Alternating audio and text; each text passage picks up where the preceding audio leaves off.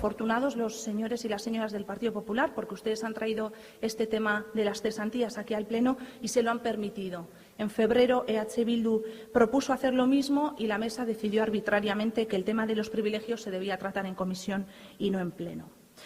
Este debate resulta cuanto menos curioso, teniendo en cuenta qué partidos tenemos enfrente. Alde batetik, 2008an talde mistoak jadanik egin zuen proposamen bat zesantiekin bukatzeko.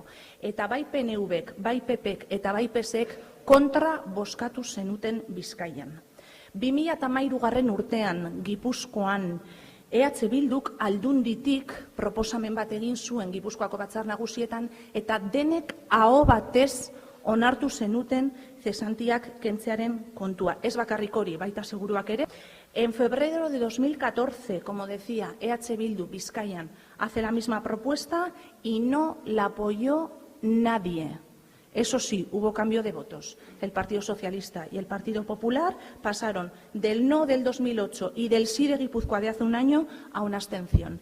El PNV, en cambio, se mantuvo en el no de Vizcaya, teniendo en cuenta que pocos meses antes en Guipúzcoa había votado favorablemente.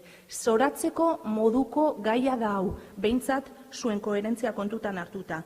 Y vamos a hablar de las incongruencias también del Partido Popular, porque encima hoy son los proponentes. El Partido Popular, allí donde gobierna, que es en Araba, mantiene las cesantías. Y hoy aquí nos pide que las quitemos. Y no solo eso, ya en el Congreso también. En el Congreso tumbó una toma en consideración de una ley que pedía explícitamente que los parlamentarios y las parlamentarias al final cotizasen por desempleo, igual que el resto de los trabajadores y trabajadoras por cuenta ajena, y evitar así las excepcionalidades. Eta oso adierazgarria dela Gipuzkoako Aldundian eta gero hortik Batzar Nagusietan EH Bilduk proposatu zuela mutu propios aukentzea eta Bizkaian PNVk aukera hori izan duela eta bere ekimenez behintzat ez duela egin. Las cesantías son claramente un privilegio, no tiene otro nombre. Son una ventaja exclusiva y especial que goza una persona por una determinada circunstancia propia o, por qué no decirlo, por el trabajo que llega a desempeñar. Y quienes califiquen a las cesantías de derechos, de compensaciones justas, están equivocados y equivocadas. Les invito a que vayan a la RAE y miren cuál es la definición que hace la propia RAE de los privilegios. Y sí, nos recuerda también, como lo ha dicho la señora Martínez, a los roles, esos roles que hasta hace bien poquito se repartían en la Diputación de Bizkaia. Privilegio hitzari alergia diozuela ematen du, lehen esan du baita ere, Atutza jaunak, Gipuzkoan privilegio hitza kentzea eskatu zutela, eta hori ere egia da, Gipuzkoatik egin zen proposamenetik, privilegio hitza kendu behar izan zen, jarri zen kompensazion, eta listo, baina egia da hemen ere olako emendakinak ez dituztela egiten. Bizkaian topatzen duguna zera da, Euskal Herrian privilegio maila gehien eta onura altuenak dituzten goikarguak ditugu. Bizkaian soldaten kopuruak dira Euskal Herriko altuenak, bai Bizkaiko Foru Aldundian eta baita Batzar Nagusietan ere. Guk geuk aurrekontuetan urtero proposatu izan dugun arren jeistea eta aurten noski berdin egingo dugun bezala, inolako jeitsierarik ez da egon. Eta hori bai, langileen paga extra kendu behar izan denean hori korriketan eginda. Aldun nagusiaren soldata ere altuena da, inkluso lehendakariaren gainetik.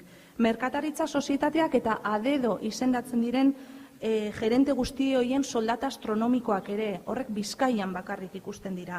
Bestelako sozietateetan ere izendatzen diren bestelako gerenteak, hauen soldatak eta gainera zer nolako lan egiten duten. Eta hor, adibide asko eman aldira, Nieves, Camino, Torres jaunak eta abar.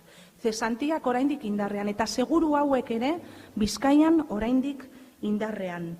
Guk panorama honen aurrean, Gipuzkoan proposatu bezala, eta portzierto Gipuzkoan hau ere aho batez onartu zenuten talde guztiek, gauza bera egitera gatoz Bizkaian. Diputatu nagusi eta foru diputatuek biziarteko pentsioa jasotzeko eskubidea dute, aktiboan dauden bitartean kargua betetzeko ezgai gelditzen baldin badira, eta pentsio hori gero eskuragarria da beraien zeniden aldetik, haien heriotzaren ondoren noski. Eta era berean, aktiboan hiltzen baldin badira, familiakoei pentsio bat jasotzeko eskubidea aitortzen zaie. Guk hori aldatu nahiko genuke. Creemos que hay que igualar las condiciones laborales de dichos cargos, de dichos altos cargos. No pretendemos dejar a nadie sin nada. Bakarrik bateratu nahi izango genituzke bestelako langileekin alderatuz. Y no vale hacer trampas, señores y señoras de la Diputación. Izan da, guk proposamen hau aurkeztu, guk Aldundiari galdera egin eta bapatean gai ordenetik kanpo zehazki urriaren 7ko Gobernu Kontseiluan aho batez eta urgentziaz gai hau tratatzea nahi izan zenuten. Berakada bat ikusi dugu, bai, datu berriak daude hor. Aldun nagusiak 250.000 euro, diputatuek 200.000 euro eta zuzendariek 150.000 euro. Hori bai, istripu baten ondorioz baldin bada, kopuru horiek bikoiztu aldira.